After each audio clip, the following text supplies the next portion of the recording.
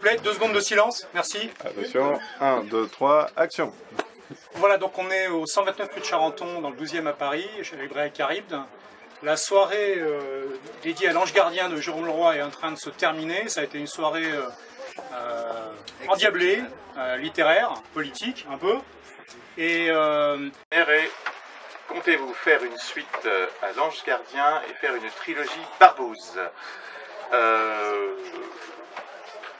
Non, je fais jamais de suite à mes livres en fait.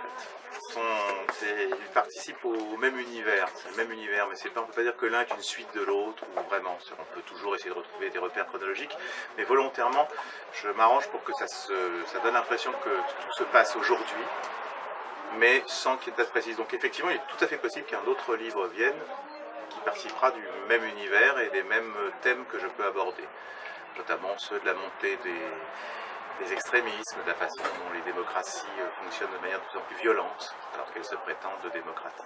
Donc, Voilà. on entendra encore parler du bloc.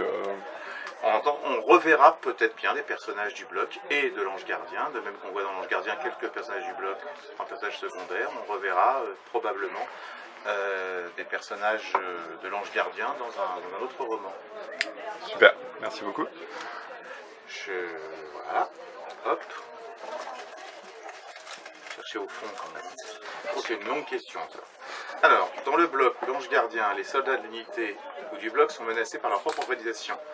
Est-ce un utile dispositif scénaristique ou pensez-vous plutôt que ces organisations, du fait de leur nature violente, sont vouées à s'autodétruire?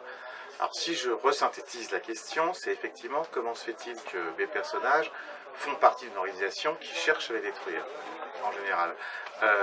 Et est-ce que c'est parce que les organisations sont violentes ou est-ce que parce que c'est bien pour un roman? Les deux en fait, parce que comme très souvent c'est les deux, c'est-à-dire qu'effectivement on peut constater que le propre des organisations violentes, occultes, sont d'éliminer ses propres membres sans pitié. Voilà.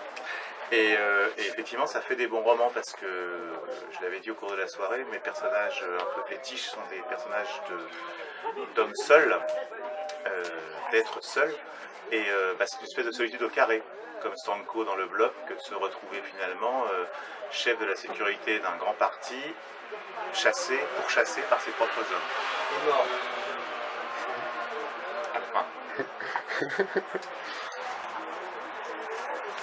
Une troisième, qui sera une petite dernière. Voilà. Alors, considérez-vous qu'il y a un polar à la française?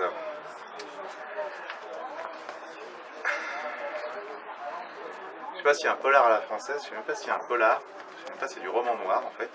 Pour aller vite, je pense que, très simplement, et c'est pas une pirouette, je pense qu'il y a des bons livres et des mauvais livres.